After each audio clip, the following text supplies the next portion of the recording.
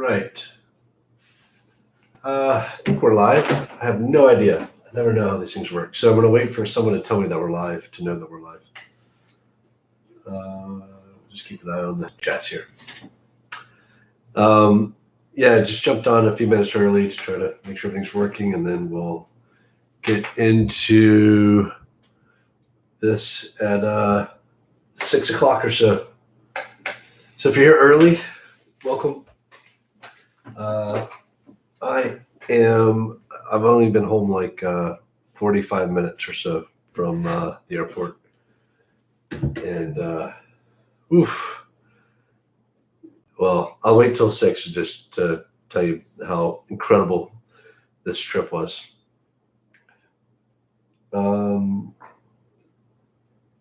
Let's see what kind of questions we're getting so far. Get a lot of hellos. Hi, everybody. The Craftsman House. This is a pre-war walk-up in New York, and it is I guess there's some craftsmanship to it, but it's not a craftsman style house, I don't think. But we're you can kind of see in this corner we still have pictures to hang. We're just getting done with some renovations and stuff. Hello from Denmark and Mexico. Wow. I think, Millie, what happened to your boat adventure? Well, there was a pandemic, Millie. I don't know if you've heard about it, but if not, good on you. Moving from country to country got impossible. So the boat is in other hands in New Zealand. It hasn't left New Zealand in 2 years. So designing the next boat now, and basically about another 2 years land hiatus while we work on a couple of TV shows. And but you know, every time I dropped anchor, I was still on my way around the world with the boat, and so I still feel like I'm on my way around the world with the boat, just dropping anchor for a little bit longer. Canada in the house, in some country named Minnesota. I don't know what time it is in that country. Delaware Disc Golf Challenge. Jesse, I'd love to do that. Delaware's not too far. I'm pretty frazzled. My mom's coming to visit me on Sunday, and so I would spend a month on the West Coast, going up and down from San Francisco up to Portland, flew to Chicago for a wedding, back to Seattle to judge a AI competition, then back to New York for like 3 days, and then to Vegas for 8 days to spend time with a friend, back to New York for like one night, and then to London for 7 days. So it has been a lot of travel. It has been crazy. What do I think of Rebecca Ferguson? She's amazing. She's super nice and super talented, super smart, and going to be the best Juliet possible. I'm so excited to see her on TV playing this character, even from Ireland. Man, we got a lot of countries representing already. Limited A, David. So that's pretty funny.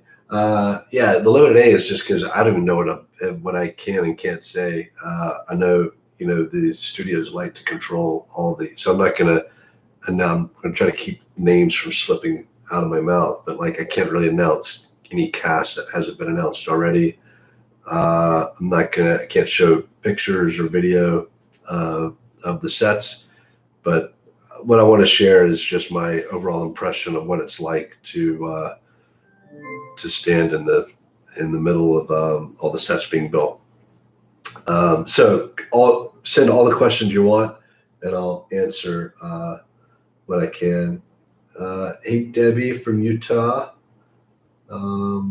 Scotland. Oh my God, it's like I feel like the UN is assembling here.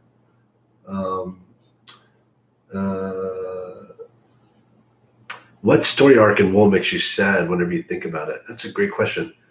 If I can go across the 3 books, there's several things make me sad. Shadow. Anybody who's read Shift knows who I'm talking about with Shadow. That's anytime I read that scene, it's just waterworks. Everything about Solo's backstory is sad to me. Donald's story arc and how things end up in dust is pretty sad. But at the end of it all, there's a lot of good stuff. Well, I need to respond to a friend who's trying to figure out if I'm going to do something on YouTube today. Maybe he's already popped in here. Oh man, so many questions going on. Any characters from Shift? We will, but not in the first season. So hopefully we get to tell the full story, which would take probably about 4 seasons to tell everything that we want to tell. But we would get to that. Well, I don't want to give any spoilers about that, but yeah, we definitely want to tell that story. Did I get to meet Tim Robbins? Shauna asks. I did get to meet Tim Robbins. We actually walked around set together, and he is amazing. He is so funny and personable, and just all the actors I met are just so down to earth and chill. It's just a job, show up and to use their talents to embody another character. You want to know who will play Lucas? I wish I could tell you, but the guy playing Lucas is amazing. I saw him on the table read while I was in Vegas. Several of the performers during the table read blew me away.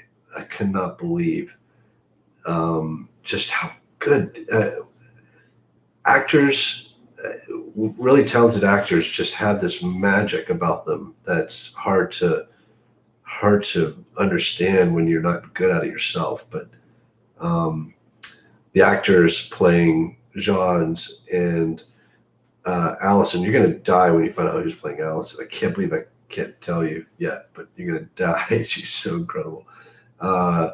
The actor playing Holston, the actor playing Marnes, I cannot believe who we got for Marnes. But George and the deputy Hanks from the Down Deep, those two actors were, I wasn't familiar with either one of them, and they blew me away when they did their read.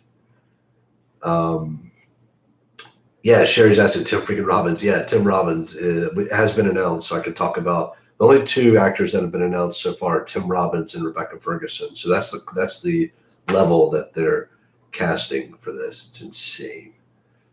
Let's see, how many episodes in a season? Ernie, I don't know if I'm allowed to say that or not. I don't think they've announced that yet. So let's see. More than 5 and less than 15 for the first season. We got someone in from Germany. Yeah, we're not going to, don't worry, Kevin, we're not going to talk spoilers about Shift. I'm being very vague. Let's see. Olivia's asking if it's just going to be wool. Well, that depends on us, Olivia, and how many viewers we can get on board with the show. So we won't, in one season we can't tell all 3 books, and wouldn't want to do that to you all anyway. We actually want to expand the story rather than truncate it, and I'll talk some about that. That's after 6 now. We can start in a second, but I'll answer that question real quick. We want to tell the whole trilogy, but it's going to take multiple seasons to do that. So we just have to get enough people watching that they want to renew us for more seasons. New Zealand's in the house. Some great questions on the side. So we're after 6 o'clock. Hopefully everyone who's going to join has joined. Let me just make sure. I had one friend who was trying to make sure they caught this. I just want to make sure they're on. Uh, well, they'll join when they can, hopefully. Okay, so I don't know if you can tell how fragile I am, but it's been a long day of travel. Back to New York. Woke up in London this morning. Spent the last week on set. What up, Scott? My best friend's in the house. Um, so let me say, walking around the studio was the wildest thing I think that's ever happened to me. Wild on so many levels. I'm going to try to unpack it and process it here, and bear with me. First, here's something weird. London has been such a strange place for me with my writing career because I held off on doing a deal with publishers for years, and I was because the U.S. publishers were asking for all the rights and stuff that I was never going to hand over, and so the first publishing deal we ended up doing, well, we did like a deal in Brazil and Germany and a couple of foreign countries, but then Random House in the UK came in with this incredible deal, and that was my first publisher, the first English language publisher. So it's the first editor I got to work with. Jack Fogg, who's no longer with Random House. He's now running an imprint over at HarperCollins in the UK. And I got to have dinner with Jack while I was in London and catch up, and that was amazing. So the point of this is that when I landed in London 10 years ago to do my first book tour for Random House, it was the first time I'd been on book tour with a major publisher. And it was the first time my book was showing up in major bookstores in a big way. So I didn't have as an American writer, I didn't have this coming out book experience in the US. It actually happened in the UK, where I would go into a Waterstones and there'd be copies of Wool everywhere. They were in the window. There were posters in the tube. I was doing BBC radio and BBC TV interviews and touring around the country and flying over to Ireland and going up to Wales, where Jack and I slept in a little tiny Airstream caravan during a science fiction exposition, which was a lot of fun. And so London was the first place that I guess there's a difference between feeling like a writer and feeling like an author. I've always felt like a writer, even when I was young, when I was very little. But feeling like an author, the first time I opened up a book from CreateSpace and held it in my hands, which is on YouTube somewhere, was super emotional. And then walking into bookstores in London and seeing my book on the shelf was super emotional. And it's wild that we're filming the TV show in the London area because it's made this town, like, again, the place where what did not seem plausible in my lifetime suddenly felt more than real. It just felt hit me like a sledgehammer. So I went into this set visit with low expectations because I'd heard from the showrunner, Graham Yost, one of the best TV creators out there. Created Justified and was a producer on The Americans. Is just absolutely brilliant. He's working on a couple other things at Apple that are going to be out before Wool, which are also incredible. So Graham had been over in June and said, yeah, like, come over for the first days of shooting, meet some of the cast and crew, but there's not a lot of sets built yet. And they've been working hard they've been working on the sets for like 8 or 9 months now, like over 200 people just working every day, building these sets out. So I went in expecting, to see a couple little like interior houses kind of set up, like the stuff that my sister works on that I'm familiar with from being on her sets. And instead I showed up and like people are building the silo in various sets and stages. And Um, I haven't been precious about this story for a long time.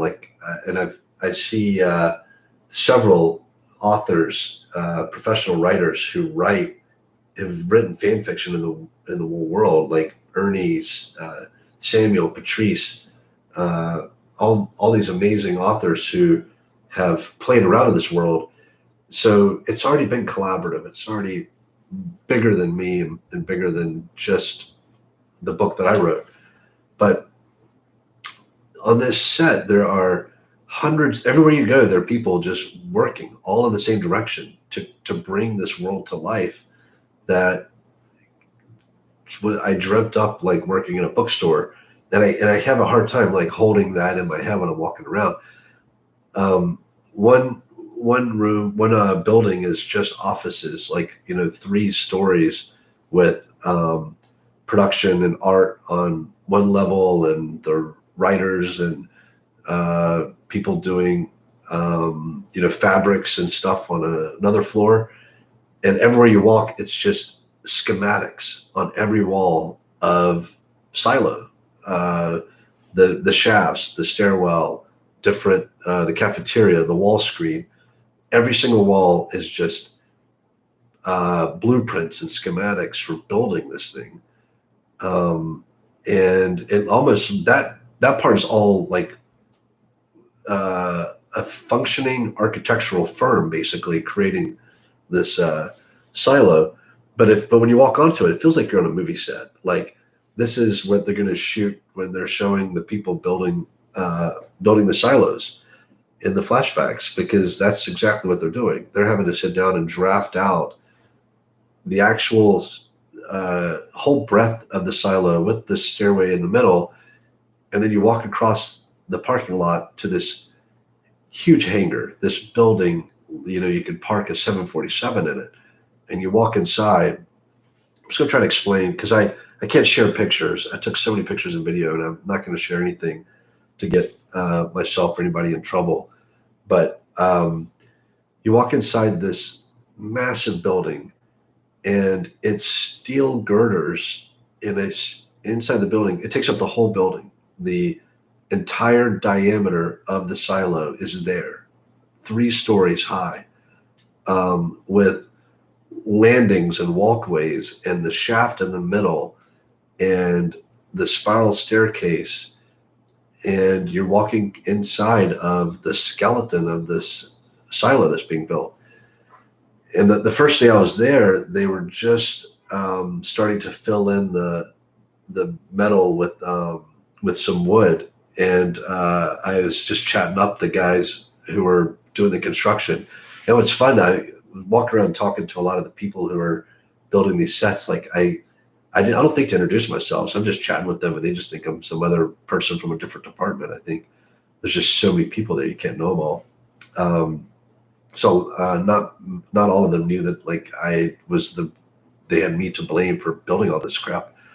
But yeah, talking to this one guy about like how all these wooden pieces are laser cut and how it just fits in like Legos. And so I helped him install one of these stairs, which was really cool to get to like help build part of this set.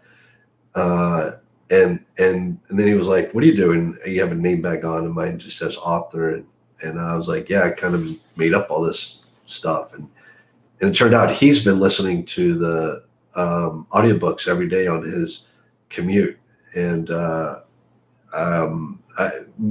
I've met a lot of people on set who are like reading the books, which I've learned from other people is not normal. A lot of people work on these shows and never really go to the source material, but word's kind of spreading around the set, and people are really getting into the story, which can be a bad thing because the scripts have some differences. So people are having to say, like, to try to keep the story straight. Like, why aren't we building this out? Like, oh, we changed this up. So I think it's probably usually better for people on productions not to read the source material, but a lot of people are, and it's wild. I was talking to a couple of painters one day. My sister paints on TV shows. She's working on The Righteous Gemstones right now. And and just chatting about the work they're doing, because they're having to make something that looks over 100 years old, which is so different than just slapping new paint on. And we were just geeking out about like their technique and what they do. And I don't know, it was so cool meeting the people who are working on this, and just how awesome and creative they all are. So that was insane. Sitting down, watching camera, get footage of the actors in costume on sets was unbelievable. It's crazy how just good everything looks with all the color grading and the high quality lenses and hair and makeup and costumes. And the sets are just so detailed. Like everywhere you look, they had to build everything from scratch. The computers, the art on the walls. It's people kept asking me, like, does this look like how you imagined it? And it looks a million times better than I imagined it, because it's not just my imagination going into it. It is hundreds of people all bringing their creativity and talent into every little detail, stuff that I am not smart enough to come up with. Furniture design, the fabrics, the bedding. It's crazy seeing how talented and what level of production we're talking about here. Like everyone working on this has worked on other stuff, and none of them have worked on anything this big. Can't share figures. That's not for me to divulge, but like I'm told this is basically we're got Game of Thrones level of like the first season of Game of Thrones probably had a smaller budget than what we're dealing with.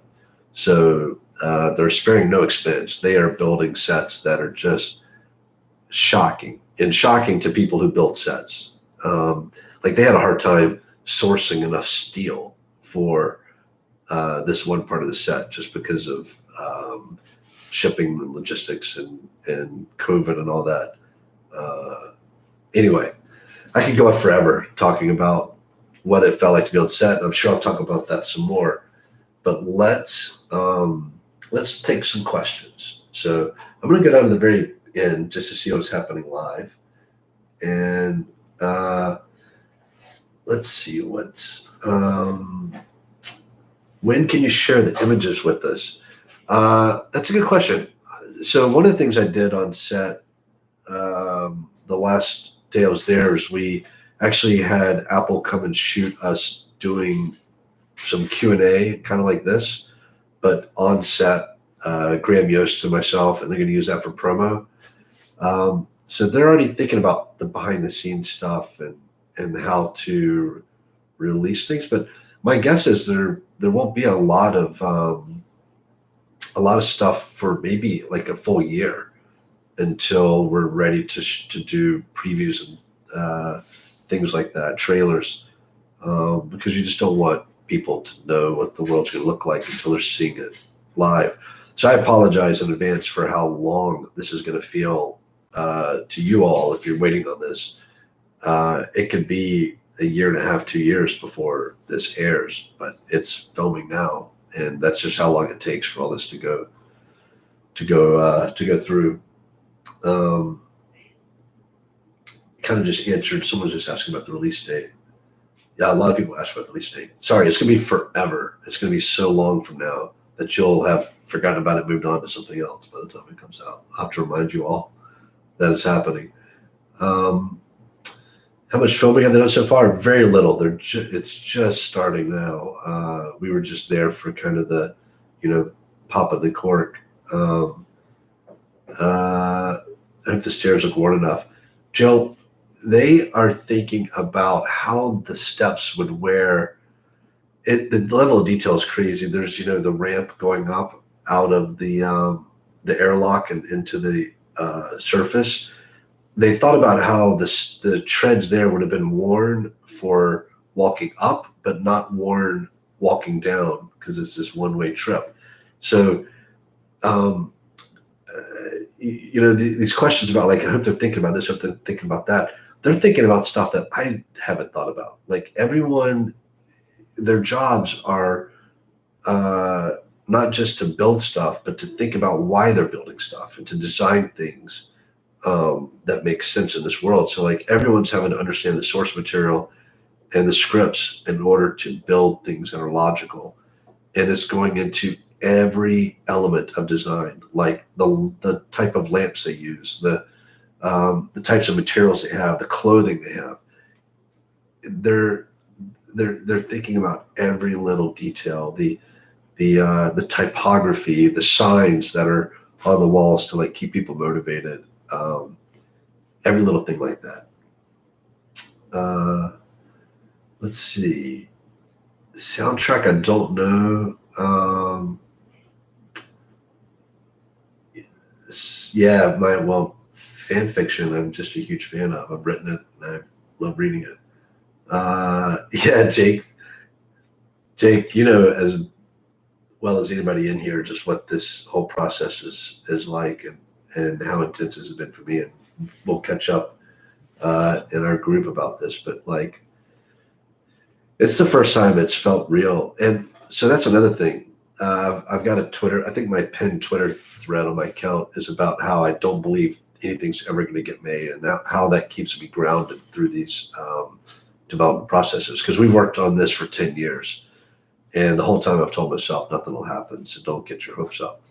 And even this being on set, I just tell myself like, well, obviously, Apple or AMC are going to call tomorrow and shut the whole thing down, or there'll be some COVID variant that shuts this down. I still don't think that this show is going to get made, and that's after it being greenlit, cast, cameras rolling, being on set. Some part of me still thinks like, obviously this is never going to make it on air. And I think it's the best way to go through this. Like, I want to appreciate every single phase of this and not think about the next phase. So for me right now, it's like getting to hang out with the people who are building this world. There's one entire room just for models. They're modeling every set. And so I got to walk around with Gavin, the art director, and he's walking me through like the generator room and how they're going to build that, and the digger and all these other different sets of bits. And just that one room blew my mind. Like, we spent an hour just walking around that one room looking at stuff. So I want to really just like soak all that up instead of worrying about when it's going to air, what the final product's going to look like. Let's see, an open cross section for vertical plans. Mug, one of the coolest things I saw, there's this super talented artist named Peppa who's doing a lot of the graphic design for the show, and she has this vertical map of the silo that looks like the tube map almost that they use in London. It's so stylistic. It looks so futuristic but retro, and sci-fi but familiar. And the design is so beautiful. And I have got to get a copy of the file so I can print one out. And I think it'll go right there in that little skinny section right behind me. I took pictures of it so I could use it for my writing, because it like details what's on every single level. And of course you would have those around the silos so people could, like a mall map, figure out where you are, where you need to go. So yeah, that exists and it looks beautiful. And that's what I mean. Like, you walk down the hallway and it's like, what is this amazing thing? And you just want to spend, the rest of your day poring over the little details of something that someone made. But it's that one thing after the other. I wish I could walk every single one of you through the hallways of this building where they're doing all the design work and the renders and the plans. It's incredible. It's incredible. How exhausting is it to be a courier? So I've heard it from a lot of people over the years, like, why does it take them days to go up and down this thing? Well, first of all, the silos a mile deep. But I can tell you, having walked, up 2 levels of the stairs, it's exhausting. And it's not just exhausting in you're having to, gain a lot of elevation quickly. But it's quite a big radius around. So you're covering a lot of distance, but you're also just kind of disoriented from turning in circles. And I don't think many people living in the silo would choose to go the length of it in a single sitting. I don't think that I would want to do it. So that's something that I think I kind of got right in the book that I have weighed over the years, like whether or not it's realistic, because people race up and down skyscrapers in 30 minutes an hour all the time. But I'm telling you, this is like, it's daunting, this thing. Did I get to keep the director's chair? Well, Jake, it's going to stay on set through shooting so that I have a place to sit whenever I show up. And obviously, whoever's around it can sit in it. I was sitting in Allison's chair one day and Graham's chair another. It's just all the chairs are around there. But I think I'll get to keep the back and I'll, buy my own chair. Don't know where I'll put it, but I'll definitely keep that back at some point. But hopefully hopefully this runs a few seasons. Though could get canceled after a single episode. Did I manage a cameo? Heather asks. The cameo is planned for my next visit, which will be in October or November. We'll wait till we're shooting something in the cafeteria that I can be in the background, like sweeping or eating some porridge or something. But yeah, there is talk about me doing a cameo. However, my good friend Gary Whitta had a cameo in Rogue One which he wrote, and he was in like full X-wing fighter suit and all that, and they ended up cutting his scene out of the final print.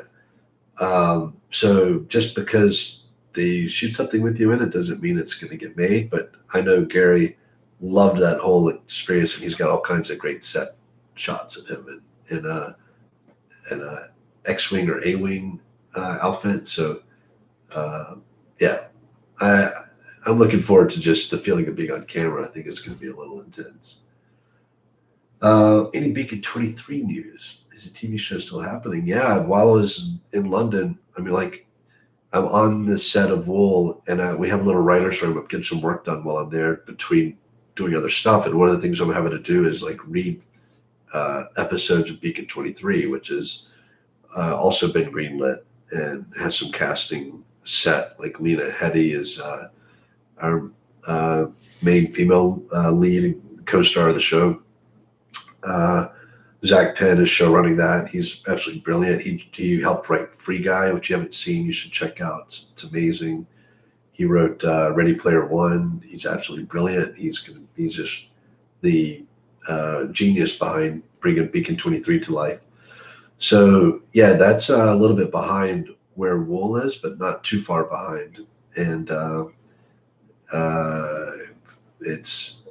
I told myself that none of this is going to happen, but there's a chance that 2 shows are kind of being filmed at the same time here the next year or so.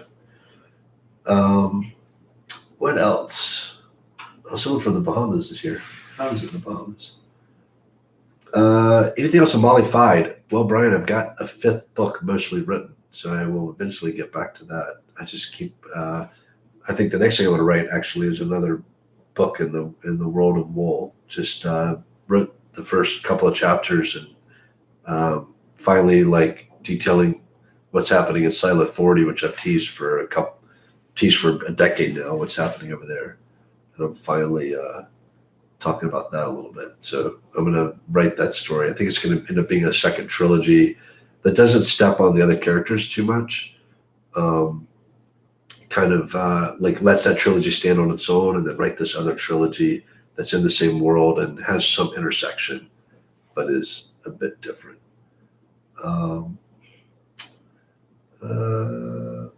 Contact.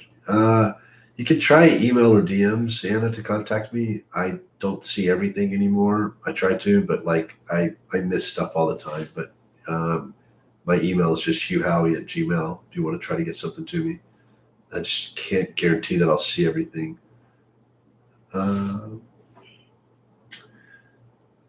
much loss of control? So Orthofox asks, how much loss of control of the story is there when you sell the TV movie rights? Ideally, you lose almost complete control. If you're doing this is my look. I'm only one person. I haven't been doing this very long, but I'll just tell you my philosophy. If you're doing a deal with the right people, you kind of want to give over total control, because you only do a deal when you've discussed the visions and why they're interested in the project. Not many people will buy or option a material because they don't like it, because the story and the characters don't resonate with them. Usually they're passionate about it for the same reasons that you wrote it. So they don't take it over to change the heart of the thing, but they need to tell it in a different way for a different medium. And I think authors are better served to kind of get over like how faithful the adaptation should be, and should think about this as like multiple ways of telling the same story. As long as you get the main things right, how the characters are, what the themes are, um, I think that's the primary thing. So I don't, I want, I don't, I think if you go into this thinking, I need to have complete control of this and like do my vision, people are going to feel like it's drudgery working in your world. If you go to it and say like, hey, this is our world now, and I want you to come up with amazing ideas and put your stamp and imprint on this, then they're going to get excited and want to be creative in that space, and you're going to get the best work out of everybody. So I've never understood this feeling of like, I wrote the book and the TV show has to be just like the book. Like, the book's going to stay the book. Partner with people that you agree with their vision and let them have fun, let them go wild. The chances of something getting made is much greater if you go into it with trust. If you go into things like just closed off and protective, yeah, you're going to protect it. You're going to protect it from getting worked on and getting made. Kevin asks, what prop would you like to put on your wall? I don't have enough walls for everything that I saw. Like I want everything that was all the schematics. I would wallpaper my house and the art they came up with. Some of my favorite props are these signs that are like really dystopian, motivational. You know, like there's the cat hanging on the limb in your office. It's like, hang in there. They have stuff like that for living underground, and like grow for O, and it's got plants and trying to like promote people growing plants so we have more oxygen.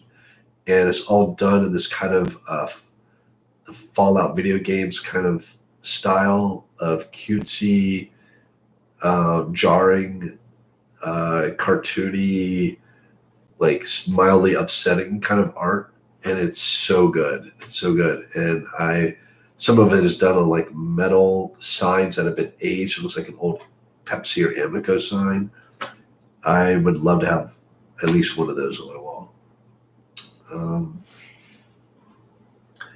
Wow, so many questions. I love that you guys are excited about this. I am so excited. I cannot wait. We got to figure out like what to do when this. I know it's so far down the road, but when this finally airs, we got to do some kind of live viewing where we're chatting like this about it. Ethan asked about describe the feel of the show. Handmaid's Tale meets Edie Griffin. That's awesome. Yeah, I mean, I've heard some other shows mentioned while we're on set, but honestly, there's nothing else like it. Like walking on the set, it feels so unique. I've never seen anything like this. Just the weight of the construction, this heavy concrete kind of bunker feel, but with colors that you wouldn't expect. There's maybe been some scenes in a Star Wars film that felt kind of similar. There's nothing to compare to, and there's nothing to compare this. Oh, I'll tell you what, go watch Dread, the fantastic recent Dread, not the Sylvester Stallone one. but just the scale of that building they're in, that is probably the closest comparison to what they're building with the silo. Let's see. They need to make posters and sell them. They need to make so many of these posters and sell them, especially that tube representation thing I told you about. Andrew, yeah, I think there's so many fun things you can do with marketing for this show, and there's a lot of smart people thinking about this. But I hope they market the silo instead of just marketing the show. Market the silos if it exists. So kind of put these fun little pictures and ads up that we could share online. That's yeah, that makes people think this silo is real. Oh, Lena, I'm not going to ask that. I'm not going to repeat that question out loud because it's a little spoilerish. But I think you'll like what we're going to do there. Let's see what else. I don't like the one-way aspect of this YouTube thing. I wish like you're all popping up and we were chatting. I feel like the downtime would be so much better if it was full of y'all talking. Patricia asked the amount of practical versus CG effects. I always imagined this was mostly going to be CGI just because I know CGI is expensive, but building can be a lot more expensive. I am shocked at how much of this is going to be practical. I don't know if I get in trouble for spoiling or for what I can and can't say, but like the wall screen is bigger than I imagined in the book, and they're building it, and it's going to be an actual wall screen. And that I would assume you would do with a green screen, and they're like, nope, it's actually better to do it this way. I can't. You stand in front of it, and you can't process it. This is what they're doing and how it's being made. Also, I'll tell you, one of the most emotional sets was the sheriff's office, the holding cell that you're in before you go to clean, and the vault door with the ramp leading up. Like it's all there. Like I've been in the cell that Holston and Allison and all these other characters spend time in on their last day, and you can leave the cell and walk down the hallway, this kind of Green Mile walk to the vault, go inside the gas chamber, which is charred and burned from the fire, and then go through the next door and walk up the ramp. Like I've done that walk. I've been in the finished set of all of that, and just thinking about what happens in the story and what the characters have been through that go through that, I had goosebumps the entire time. And there's these details on the walls that you'll have to see to appreciate in the show. And the vault door is, just this beautiful, aged-looking, huge metal door.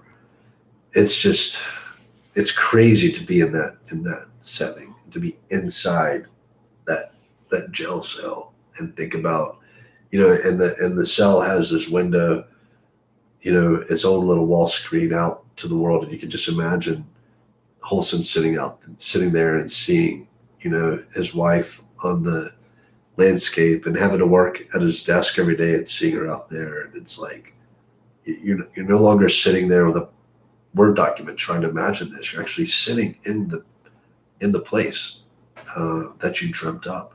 And that's the thing that kept blowing me away, is that like I made this up and now it exists.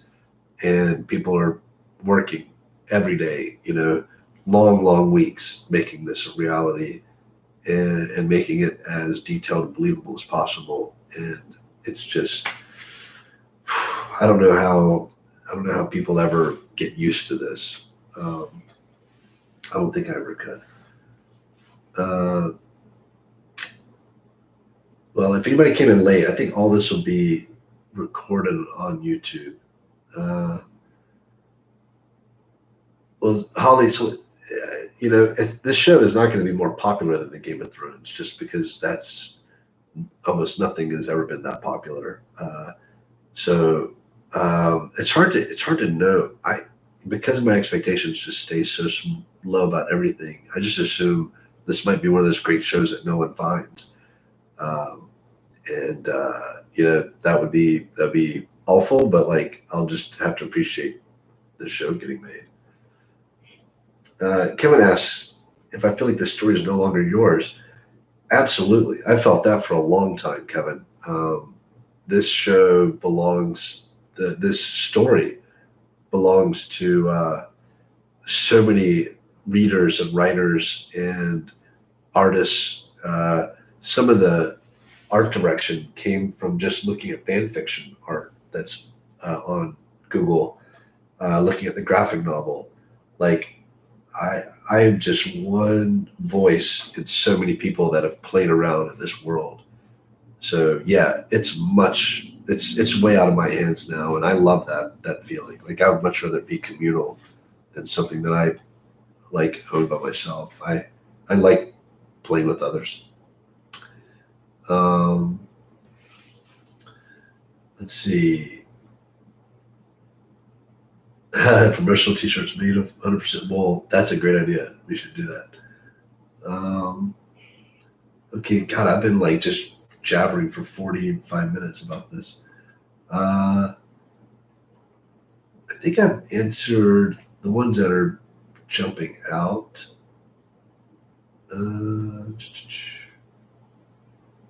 Someone's asking where my earpods are. I don't know if Tony. I don't know if that's because you know that I've lost them, but yeah, my earbuds disappeared during this visit. So if you know where they are, get in touch with me. Love to have those back.